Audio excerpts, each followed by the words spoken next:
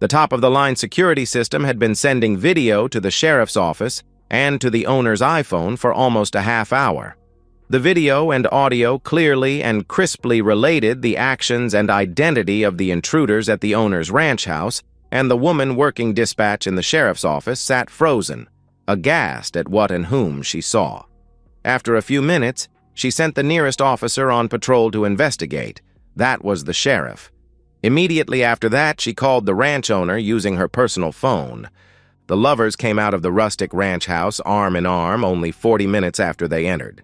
They walked to the passenger door of the big Chevy 2500 4x4 pickup parked just outside the fence, stopped by the door, and kissed deeply. He opened the door, picked up the lithe, long-legged bottle blonde, stood her on the step, and kissed her bare belly, just above her hip-hugger shorts. She giggled and twisted, but held his head against her. "Want to go down a little lower, lover? If you make me happy that way, I'll let you hit over the tailgate again," she coaxed. "There are two problems there, Missy. First, I don't try a used woman. That's reserved for weenies like your wimpy hubby. You just save that as I told you, and give him my taste for his birthday present when he gets home. Second, I'm out of time. I should have already been on the dozer over on the Martin section, and I'm pretty sure your hubby isn't paying me to be with his nasty little wife, is he? Even the April Fool isn't that big of a clueless husband. Him being born today sure is appropriate, ain't it?" Placing both hands on his head and pushing down on it, she cajoled. "Oh, come on, lover. Let's not talk about him. He won't be back until tonight, and I need attention now. You know 45 minutes isn't enough for me. Don't be trying to turn me into your damn wimp sub. You already got a husband for that." She climbed into the cab, still rubbing her painful chest, and sat down in a huff. He marched around to the other side, climbed in, and looked angrily across the console at her. "Look, woman, you're a nice piece of body, but that's all you are to me. I'm not your damn pool boy or one of the other flunkies your rich hubby lets you keep around for extra time. You mess with me and I'll ruin you." She snarled at him. He snarled back and then reached for the keys in the drink holder. The rearview mirror in the middle of the windshield suddenly exploded. It, and any number of shards of glass, fell onto his hand in pieces. He sat there shocked, trying to figure out what just happened, and then looked across at Missy, who looked as confused as he felt. The mirror just outside his door exploded, and this time he heard the shot that caused the explosion. He remained still, mouth agape, staring at the remains of the mirror and totally confused by what was happening. Missy's blood-curdling scream brought him back. He saw she was staring out her window at the mirror, dangling in pieces only a foot from her arm. A look of terror on her face, she was screaming at the top of her lungs and holding herself tightly. "Someone is shooting at us!" Larry yelled. He picked up the keys, inserted them in the ignition, and heard the headlight on his side shatter. "Hang on! We're getting the hell out of here!" He stomped the gas pedal, slid the big truck around in the loose gravel, and started for the road a half-mile away. About 400 yards out, another bullet hit the tailgate, and then another before he had gone another 50 yards. "Stay down. He's still shooting." Missy was on the floorboard, hands over her head, chanting, "Please don't kill me! Please don't kill me!" Jimmy Bob was only 50 yards from the galvanized steel gate at the highway when the next shot hit the tailgate with a loud thump. "Damn! If he can shoot this far, he can probably hit me when I get out to open the gate," he yelled to no one in particular.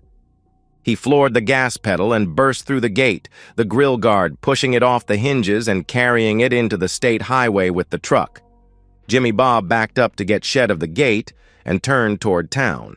He gunned it, and then saw he was heading right into the path of the sheriff's Explorer, which was stopped on the highway with its light bar flashing. He slammed on the brakes just in time to avoid smashing into the SUV, jumped out, crouched down behind the truck, and yelled, "Gary, someone was shooting at us all the way to the road. He has a high-powered rifle, so be careful. He may be able to hit you too." The big-bellied sheriff, his father-in-law, emerged from the SUV and approached Jimmy Bob with a look of consternation. "What the hell you raving about, boy? We got a call there were intruders up at Larry's ranch house. Wasn't you, was it? Maybe that's why someone was shooting at you." No, no, I'm with Missy, Larry's wife. We aren't intruders. I brought her out here to get some earrings she left last trip and wanted to wear tonight at Larry's birthday party. We were back in the pickup and heading to town when the bullets started flying. Jimmy Bob was quite proud of his quick thinking. He knew he wasn't the brightest bulb in the chandelier, but figured that should throw Sarah's dad off the lovers' tracks, now to get him refocused on the shooter trying to kill them. The shooter was in front of us, probably on that big hill somewhere. You need to get some boys or a helicopter or something and go round him up. He tried to kill us. Was either of you hit? The sheriff asked. No, but it was close. First, the rearview mirror in the cab was shot off, then the mirror beside each door, and then a headlight. I lit a shuck out of there, and he kept peppering the tailgate all the way to the road. That's why I had to drive through the gate. So this mysterious shooter hit the rearview mirror, both outside mirrors, and the headlight, but didn't hit either one of you? I don't think he was trying to hit you. If he could shoot your mirrors off, he damn sure could have dotted your eye, couldn't he? I'd say you and your woman got mighty lucky. She's not my woman. I was just helping her out, he replied. The sheriff opened the passenger door where Missy lay curled on the floorboard with her hands over her head, whimpering. Get out, Missy. You're safe now. He wrapped his big hand around her slender arm and pulled her up. She yanked loose in a panic, scrambled over the console, fell out the door, got up, and crouched beside Larry. Don't let him kill me, she pleaded. Don't let who kill you, Missy? Who is trying to kill you? The sheriff asked. My husband. My husband is trying to kill us. He knows. I don't know how, but he knows. Knows what? The sheriff asked suspiciously. Jimmy Bob quickly interjected. Missy, we don't know that it was Larry shooting at us. He wouldn't have any reason to do that. We were just out at the ranch house trying to find your earrings. Although her eyes still looked vacant and she was trembling with fright, Larry's words still sunk in. She tried to cover her mistake. I know he doesn't have a reason, but he's a jealous man, and he might have shot at us without finding out why we were out there. Missy, your husband wins all the turkey shoots and marksman contests in the area. If he wanted to kill you, you'd be dead. Besides, he's in Monterey on a business trip and won't fly in until this afternoon. Do you want me to call him and verify his whereabouts? Would that make you feel better? Gaining control, Missy knew that would make him suspicious, so she declined. I'm sorry, Sheriff. I've never been shot at before, and I was terrified when parts of the truck started blowing up. I'm all right now, and I know you are right. Larry would talk to me if he thought Jimmy Bob and I were up to something, not shoot up his own company pickup. It was a perfectly innocent trip to get my lost earrings, and I asked Larry to take me because I was a little afraid to be way out here by myself. The deputies who had arrived a few minutes earlier had been busy taking pictures. Traffic, normally light, was beginning to back up in both directions, so the sheriff directed them to move the truck and gate into the bar ditch so traffic could move again. The deputies picked up the crumpled gate and moved it back onto the ranch. When he first saw the damage, Sheriff Adams had told dispatch to call the Martinez boys to do the fence repairs. They called to let him know they were only a few minutes away, so he offered Missy and Jimmy Bob the back seat in his Ford Explorer. Jimmy Bob didn't like being behind the mesh wire much, as it reminded him of more than a few times when he had been there with cuffs on, but he sat and quietly talked to Missy, reassuring her and reminding her to stick to the story. The sheriff had taken their statements and they had been released by 12:30.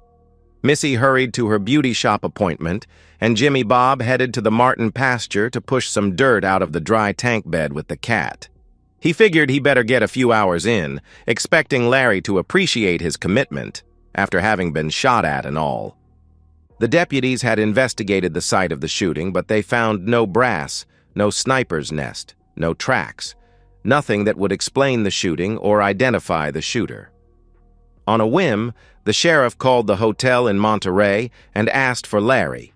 He heard a few clicks, and then Larry picked up and asked what he could do for the high sheriff. The sheriff described the shooting and aftermath, assured Larry that Missy and Jimmy Bob were uninjured, and told him new corner posts had been sunk, the fence was back up, and a new gate had been hung. He warned him the pickup was being held as evidence, but it was going to need a lot of repair when it was released. "That's okay. I'll just withhold it from your son-in-law's wages. Teach him not to be doing favors for my wife." The sheriff wondered if he heard a little rancor in Larry's voice. He figured that, like him, the deputies, and pretty much anyone else who heard the tale, Larry might be a mite suspicious about the earring story. For sure, his daughter Donna, who was Jimmy Bob's wife, was more than a tad suspicious. Larry was in for a grilling and then some chilly nights. His company's twin-engine plane set down at 2:56, so Larry had plenty of time to go to the office and take care of some things before going home to get ready for his birthday/April Fool's Day party at the Civic Center. He left work with a USB drive loaded with pictures and video for the party tonight. He hated events like this, but Missy wanted to remind everyone again how he had become the richest man in the area through hard work, good instincts, and the willingness to put his money where his instincts told him. This was a great story. He accepted that, but knew that the San Antonio newspaper and TV stations, as well as Texas Monthly, had already told it, so not much more was left to be said. He looked good in his custom tux and handmade boots, but Missy, as always, stole the show in her slinky scarlet gown with the slits that ran up her long, slender legs until they almost reached her undergarments. Standing together, they greeted and circulated among the several hundred guests, including about 50 of Larry's employees and subcontractors. There were a lot of good-looking men with their pretty women all dressed up and showing off, but none of the women were shinier than Missy. 5'9" tall, wearing a size 2 dress with her long blonde hair cascading over her shoulders, she was the epitome of the modern model. That made sense, since she had been a model as a teenager and remained one until she met the 26-year-old millionaire landman turned entrepreneur, turned oil and gas explorer, turned oil field services and supplies owner. She was 23 by then, and the bloom of her innocence was fading, so she set her hat for and captured him as easily as she had so many others since her 18th birthday. This captive, however, she decided to marry. She liked him well enough and loved his money. The problem quickly surfaced. Missy spent her teen years and early 20s living an exciting life, traveling on 3 continents in the company of other beautiful women and men. It was harried. It was hectic. But after her 18th birthday, she learned much from the celebrities and rich men and women who clustered around them. She was burned out at 23 and over the hill for a model too, so Larry Thompson's fascination with her gave her another option. Larry was 3 years older, rich but not stupid rich, and he was both well-built and handsome, in an outdoorsman cowboy kind of way. Missy had little exposure to men like him, and his charm, forcefulness, and sweet naivete were very attractive. So was his money. She went for it, and within 6 months was wearing his wedding band. That was 3 years ago, and living in the hinterlands among unenlightened villagers had long since ceased to be fun. Larry's charm and prowess continued to keep her satisfied in her marriage for the first 2.5 years. But in the last 6 months, she had escaped 3 times to LA to see her parents, the bright lights, big city, and the pretty boys who still flocked to her in clubs. She felt guilty and worried the first time, but when Larry suspected nothing, she decided what he didn't know wouldn't hurt him, and tried Jimmy Bob on for size. He was dumb as a rock, but he had a big, muscular body, so she used him whenever Larry was off on one of his many business trips. However, intimacy with him was getting boring, and the events of the morning had convinced her to cut him loose. Jimmy Bob thought she was being intimate with the hunky pool boy and landscaper she had hired. She hadn't, but maybe she would after she cut Jimmy Bob off. Larry was a great lover, but he was just gone too much. She needed quantity as much as quality. Missy strutted around, held court, charmed the ladies and tempted their men, and loved being the center of attention, even if it was the center of this vile village. The barbecue with all the trimmings was served after an hour of socializing, and 90 minutes later, the MC took the stage to lead the crowd in Happy Birthday Larry, and then introduced the star attraction. Larry gave a short speech thanking everyone who had put this shindig together, especially his loving wife, Missy, whom he had to stand and take a bow. She held the spotlight as long as she could, and then gracefully returned to her seat. Still in the jovial mood, Larry informed the crowd, which was composed of several hundred movers and shakers from the area, plus an equal number of his loyal employees, contractors, and old friends, that he had a treat tonight. He knew they had all seen the report chronicling his life that the San Antonio television station had put together a year ago, so he wasn't going to submit them, or himself, to seeing that again. They laughed and clapped. Instead, he began talking as pictures of his employees at work, of his office staff, and of his contractors and clients ran across the huge screen behind him and across smaller screens along the sides of the Civic Center. He extolled the hard-working men and women, calling them by name as their pictures came up, and credited them for the success of his various enterprises. He showed pictures of his family and talked about how they contributed to his work ethic and the values he tried to uphold. All the while, patriotic music played in the background. The pictures ended, the accompanying music changed to country, and a video began. His workers were shown hard at work, driving to and from jobs and laughing and talking with their boss on the job, back at the headquarters, or in the yard where the equipment was kept. Next, Larry talked about the contractors, how reliable they are, and what they contributed to the company and to the local economy. The last contractor I want to mention is an old friend who has built a small operation housed in his home workshop into the electronic security business that more and more oil field, trucking, saltwater disposal, pipeline, and other businesses are using to lower theft and malicious damage. If you aren't using Eddie to protect your home and business, give him a call. He'll do you right. Just to prove how amazing his work is, I want to give you a sample of a job he just did for me. Gary, over there. You might try him too. He's a good one.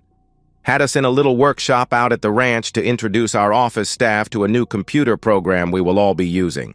I know.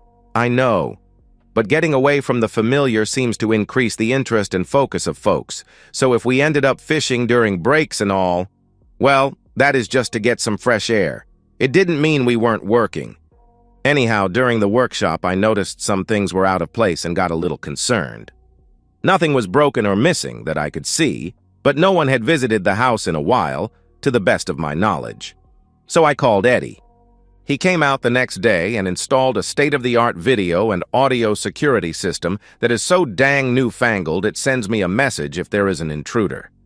Isn't that something? Of course, the first intruder was a dang wild hog who dug under the fence, but still. When the laughter died, Larry continued. Heck, this morning I was in Monterrey, Mexico getting a new contract signed. Yes, boys, it's a good one. We aren't going to starve for a few more months at least. Anyhow, I was waiting for the notary to do his thing, when the security app on my phone buzzed. I figured it was another pig, so I just texted the sheriff's office and asked if they had received the alert. Donna replied that they had, and the sheriff was investigating. She said this time it was live human beings, and she was watching their shenanigans live and taping it, so I could relax and take care of business. We chatted for a few minutes, being old friends and all, and then I hung up to take a call from the sheriff. Good man, Sheriff Adams. He investigated the break-in and a mysterious shooter near the ranch house. I haven't had time to watch the video and audio yet, but I know many of you have homes or cabins in the country too, so let's all watch what Eddie's system surveilled out at my ranch house today, shall we? Jimmy Bob was seated on the side near the stage. He got up and tried to sneak out the side door, but two huge men stopped him and returned him to his seat, where the lovely Donna waited with a benign look, but actually breathing fire. Missy was at the center table, right in front of Larry and about 20 feet away. Her face and bare shoulders were as scarlet as her dress. The video began when the miscreants climbed out of the LT Enterprises truck, hugged and kissed, and entered our love nest, as they called it. The video ran while they got naked, dove on the bed, and engaged in a rowdy position. Larry hit fast forward so the audience saw them doing all positions, but at high speed. The video returned to normal, however, when Jimmy Bob started talking trash about Larry and Missy demeaned Donna without either defending their spouse. Larry froze it just after Jimmy Bob said, "We need to get back. We don't want anyone to get suspicious." And Missy replied, "The April Fool will never figure it out, but we do need to get back so I can get ready for his party tonight. Just think, stud. I'll have your markings while I sit there beside him." Jimmy Bob said, "Remember to humiliate him before you do any intimacy? Big Boss Man is my wimp." Missy's head was on the table and she was crying. Whether they were crocodile tears or tears of desperation, he didn't know or care. Jimmy Bob's wife got up and slapped the hell out of him from behind. When he tried to get up, the two men held him down and gave him a second shot. This time, she punched him in the nose. "My employee uses my truck to take my wife to my ranch house so he can be with her on my bed, and he does it on my time. What do y'all think I should do about that?" "Yeah, me too." "Jimmy Bob, you are fired. You, ex-wife, are also fired. The papers are in the envelope on your right. The 400 people here will attest that you were served. Oh, and by the way, remember the prenup your attorney insisted on?" "Yeah, I'm enforcing it." "Your clothes and other stuff is in a truck awaiting your instructions. Take your damn Beamer and your skanky back out of my town and out of my state, and don't come back. Oh, and jerk, skank, April Fools." And so, we've reached the end of today's story. Was it what you expected, or did it take a twist you didn't see coming? I'm curious to hear your thoughts. Share them in the comments below, and let's get a conversation going. If this story kept you hooked, make sure to hit that like button. And if you're new here or just haven't subscribed yet, now's the perfect time to join our community. I bring you fresh, captivating stories every day, so click that subscribe button and turn on notifications so you never miss out. Thanks for watching, and I'll see you in the next one.